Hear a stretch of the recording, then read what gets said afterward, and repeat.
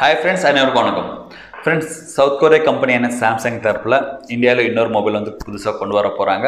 So இந்த மொபைலோட model number ரீசெண்டாக ப்ளூடூத் எஸ்எஸ்ஜி சர்டிஃபிகேஷன் வெப்சைட்டில் வந்து பார்க்க முடிஞ்சது. ஸோ மாடல் நம்பர் பார்த்தீங்கன்னா SM-E225F. ஸோ இந்த மாடல் நம்பரில் ஒரு புது மொபைல் வந்து லான்ச் பண்ண போகிறாங்க. இந்த ப்ளூடூத் சர்டிஃபிகேஷன் வெப்சைட்டில் நீங்கள் பார்த்தீங்கன்னா லைனாக நீங்கள் நிறைய மொபைல்ஸ் வந்து பார்க்கலாம். சாம்சங் கேலக்ஸி A22 அதோட மாடல் நம்பர் எல்லாமே தந்திருக்காங்க. கூடவே Samsung Galaxy F22 model number தந்திருக்காங்க. ஸோ அந்த மாடல் நம்பர் பார்த்தீங்கன்னா சாம்சங் இந்தியா சப்போர்ட் வெப்சைட்டில் வந்து சேம் மாடல் நம்பரில் ஒரு டீசர் மாதிரி பார்க்கலாம். ஸோ பாருங்கள், இந்த பிக்சர் வந்து நீங்கள் பார்க்கலாம். ஸோ இது வந்து சாம்சங் இந்தியா வெப்சைட்டில் வந்து ஒரு டீசர் மாதிரி தந்திருக்காங்க. ஸோ அப்படி அதை பொறுத்து நமக்கு பார்க்கும்போது கண்டிப்பாக கன்ஃபார்ம் பண்ணிக்கலாம், கூடிய சீக்கிரமாகவே இந்தியாவில் சாம்சங் கேலக்ஸி F22 மொபைல் வந்து லான்ச் பண்ண போகிறாங்க. அதோட அஃபிஷியல் டேட் எப்போ லான்ச் பண்ண போகிறாங்க இந்தியாவில் எந்த மாதிரி டீட்டெயில்ஸ் எதுவுமே கிடையாது. இன்னும் அந்த சாம்சங் கேலக்ஸி F22 அப்படின்னு அவங்க அஃபிஷியலில் கூட டீஸ் பண்ணல. ஆனால் அந்த சர்டிஃபிகேஷன் வெப்சைட்டில் வந்து நம்ம கிளியராக பார்க்க முடியுது. இதில் இன்னொரு முக்கியமான விஷயம் என்னென்னா, இந்த சாம்சங் கேலக்ஸி F22 மொபைல் ஒரு ரீபிராண்டட் வெர்ஷன் அப்படின்னு சொல்லிக்கலாம். சாம்சங் கேலக்ஸி F22 மொபைலுக்கு ரீபிராண்டடாக தான் இந்த F22 மொபைல் வந்து கொண்டு வர போகிறாங்க. ஸோ A22 மொபைல் இன்னும் இந்தியாவில் லான்ச் பண்ணல. Samsung Galaxy A22 mobile global launch பண்ணியிருக்காங்க. ஸோ இந்த ரெண்டு மொபைலோட மாடல் நம்பர் நம்ம பொறுத்து பார்க்கும்போது சிமிலர் ஸ்பெக்ஸோட தான் இந்தியாவில் Samsung Galaxy F22 mobile launch பண்ண ஒரு 99% வந்து வாய்ப்பு இருக்குது. ஸோ அதை பொறுத்து நம்ம இந்த ஸ்பெசிஃபிகேஷன் நம்ம பார்க்கும்போது சாம்சங் கேலக்ஸி F22 மொபைல் ஒரு 15,000 ரூபாய்க்குள்ளே கண்டிப்பாக நம்ம எதிர்பார்க்கலாம். ஸோ 15,000 ரூபாய்க்குள்ளே இதோட ஸ்பெக்ஸ் எல்லாமே பார்க்கும்போது 15,000 கீழே தான் கண்டிப்பாக கொண்டு வருவாங்க. ஆனால் 13,000 இல்லைன்னா 14,000 அந்த ரேஞ்சில் வந்து நம்ம டெஃபினட்டாக எதிர்பார்க்கலாம். இவங்க ரீபிராண்டட் பண்ணி இந்தியாவில் லான்ச் பண்ணும்போது சாம்சங் கேலக்ஸி F22ல் Samsung Galaxy A22 mobile specs தான் இதுலேயும் பார்க்க முடியுது.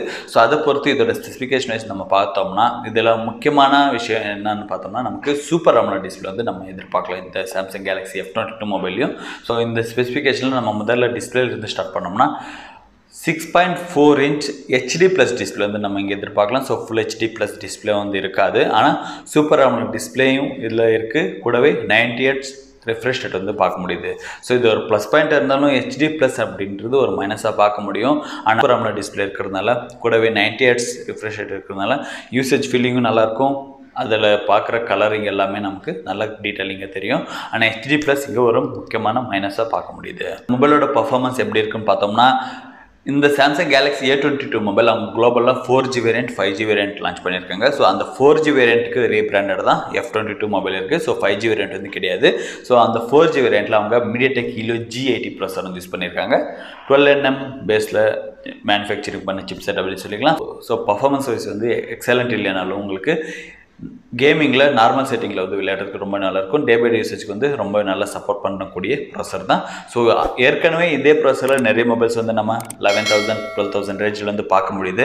ஆனால் சாம்சங் அப்படின்றதுனால கொஞ்சம் ப்ரைஸ் வந்து அதிகமாக கொண்டு வர வாய்ப்பு இருக்கும்.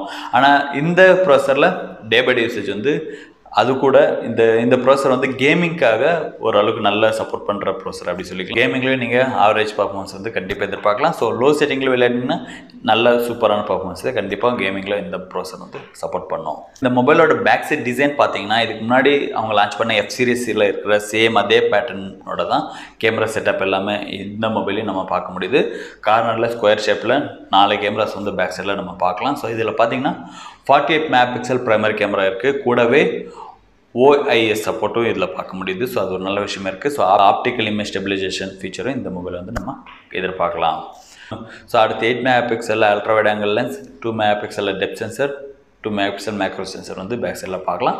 ஃப்ரண்ட்டில் வாட்டர் ட்ராப் நாச் டிசைனில் சாம்சங்கில் சொல்ல போனால் இன்ஃபினிட்டி U டிஸ்பிளே அப்படின்னு சொல்லியிருக்காங்க. ஸோ அதில் வாட்டர் ட்ராப் நாச் டிசைனில் 13 மெகாபிக்சல் செல்ஃபி கேமரா வந்து பார்க்கலாம். ஸோ கேமரா பர்ஃபார்மன்ஸ் சாம்சங் வந்து கண்டிப்பாக இம்ப்ரூவ் பண்ணணும். ஏன்னா அவங்க அண்டர் 15,000 லான்ச் பண்ண எந்த மொபைல் எடுத்தாலும் கேமராவில் வந்து ஒரு ஆவரேஜ் பர்ஃபார்மன்ஸ் மட்டும்தான் நம்ம இது வரைக்கும் பார்க்கலாம்.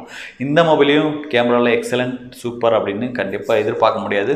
ஓரளவுக்கு டீசென்ட் பர்ஃபார்மன்ஸ் டே லைட்டில் ஓரளவுக்கு நல்லாயிருக்கும். கண்டிப்பாக லோ லைட்டில் வந்து ஏமாற்றமாக தான் இருக்க நல்லாயிருக்கும். ஆனால் ஸோ கேமராக்காகவே நீங்கள் வெயிட் பண்ணுறீங்கன்னா இந்த மொபைலுக்காக வெயிட் பண்ண தேவை இருக்காது. அந்த பேட்டரி வைஸ் பார்த்தோம்னா பேட்டரியில் 5000 mAh பேட்டரி இருக்குது. கூடவே 15 வாட் ஃபாஸ்ட் சார்ஜர் வந்து தந்திருக்காங்க. ஸோ 50 வந்து பாக்ஸில் எதிர்பார்க்கலாம். So 15 watt fast charger support பண்ணுது. ஆனால் இப்போது நம்ம பார்த்தோம்னா under 15,000 30 watt fast charger 25. So இந்த மாதிரி வந்து நம்ம பார்க்க முடியுது. ஸோ 15 வாட் ஃபாஸ்ட் சார்ஜரில் 5000 mAh. கொஞ்சம் சார்ஜிங் டைம் வந்து கண்டிப்பாக அதிகமாக தான் இருக்கும். ஆனால் ஃபுல் சார்ஜ் பண்ணி நீங்கள் நார்மல் யூசேஜ் பண்ணிங்கன்னா அடுத்து 2 நாளைக்கு நீங்கள் மறுபடியும் சார்ஜ் கூட தேவை இருக்காது. ஸோ அந்த வகையில் பேட்டரியில் இங்கே ஒரு ப்ளஸ் பாயிண்ட் வந்து பார்க்க முடியுது. ஆப்ரேட்டிங் சிஸ்டம் பார்த்தோம்னா சாம்சங்குடைய own UI one UI 3.1 base பண்ணி ஆண்ட்ராய்டு 11 தான் அவுட் ஆஃப் த பாக்ஸை நம்ம பார்க்கலாம். ஸோ அது ஒரு நல்ல விஷயம் இங்கே பார்க்க முடியுது. ப்ளூடூத் 5 சப்போர்ட்டோட இந்த மொபைலில் பார்க்கலாம். ஸோ இது கூடவே சைட் மவுண்டட் ஃபிங்கர் பிரிண்ட் நம்ம எதிர்பார்க்கலாம். ஸோ சாம்சங் கேலக்ஸி A22லையும் பார்த்தோம்னா சைடில் தான் ஃபிங்கர் பிரிண்ட் இருந்தது. ஸோ இந்த மொபைலையும் நீங்கள் சேம் எதிர்பார்க்கலாம். ஃபேஸ் அன்லாக் ஃபீச்சர் இருக்கும். 3.5 ஜாக்கு கண்டிப்பாக இருக்கும். FM radio support. NFC future வந்து சாம்சங் கேலக்ஸி A22ல குளோபலில் லான்ச் பண்ண மொபைல் இருந்தது. ஆனால் இங்கே F22 இந்தியாவில் லான்ச் பண்ணும்போது NFC ஃபியூச்சர் வந்து இருக்குமா இருக்காது தெரியாது. ஏன்னா நிறைய மொபைல் குளோபல் லான்ச் பண்ணும்போது இருக்கும், இந்தியாவில் லான்ச் பண்ணும்போது இருக்காது. இந்த மொபைல் இந்தியாவில் லான்ச் பண்ணும்போது NFC ஃபியூச்சர் வந்து இருக்காது அப்படின்னு தான் எனக்கு தோணுது. 100% பார்க்கலாம். கொண்டு வந்தால் நல்லது, ஆனால் கொண்டு வரது ரொம்ப டவுட்டு தான். இந்த மொபைல் சேம் A22 ரீபிராண்டடாக இந்தியாவில் லான்ச் பண்ணும்போது ஒரு 15,000-14,000 ரூபாயில் இந்த மொபைல் கொண்டு வந்தால் கண்டிப்பாக வாங்கலாமா அப்படின்னா யோசிக்க வேண்டிய விஷயம் தான். ஏன்னா பில்டு குவாலிட்டி வந்து பிளாஸ்டிக்கில் தான் பண்ணியிருக்காங்க. ஸோ அந்தளவுக்கு நமக்கு வந்து சேஃப் இருக்காது, பில்டுகளில் சப்போர்ட் இருக்காது, ஃபுல் HD ப்ளஸ் டிஸ்பிளே கிடையாது. ஸோ இந்த மாதிரி நிறைய எக்கச்சக்க மைனஸ் வந்து பார்க்க முடியுது. ஆனால் சாம்சங் அப்படின்ற ஒரு பிராண்டுக்காக வேணுமானா கண்டிப்பாக வாங்கிக்கலாம். சைனா மொபைல் வேணான்றவங்க இந்த மொபைல் வெயிட் பண்ணி வாங்கலாம். ஸோ இந்த மொபைல் கொண்டு வரும்போது 14,000 கொண்டு வந்தாலும் ஏதாவது ஒரு சேல்ஸில் 13,000 அந்த பட்ஜெட்டில் இந்த மொபைல் வந்து கிடைச்சா ரொம்ப சூப்பராக இருக்கும். ஸோ கண்டிப்பாக பை பண்ணிக்கலாம். ஸோ பொறுத்தது பார்க்கலாம். இது வரைக்கும் லான்ச் டேட் எதுவுமே அஃபிஷியலாக கொண்டு வரல. ஸோ வந்ததுக்கப்புறம் அதுக்கு சம்மந்தமாக ஒரு வீடியோ வந்து கண்டிப்பாக உங்களுக்காக கொண்டு வருவேன். ஸோ இது இந்த வீடியோ உங்களுக்கு யூஸ்ஃபுல்லாக இருந்துச்சுன்னு நம்புகிறேன். ஸோ ஏதாவது ஒரு இன்ஃபர்மேஷனாவது உங்களுக்கு ரொம்ப யூஸ்ஃபுல்லாக இருந்துச்சுன்னா மறக்காம வீடியோக்கு லைக் பண்ணிக்கோங்க. இது போன்ற அப்டேட்ஸ்க்காக யூனிக் யூடியூப் சேனலுக்கு சப்ஸ்கிரைப் பண்ணிக்கோங்க. மீண்டும் ஒரு நல்ல டாப்பிக்கோட அடுத்த சந்திக்கிறேன். அது வரைக்கும் உங்களிடம் விடைபெறுவது உங்கள் பிரகாஷ்.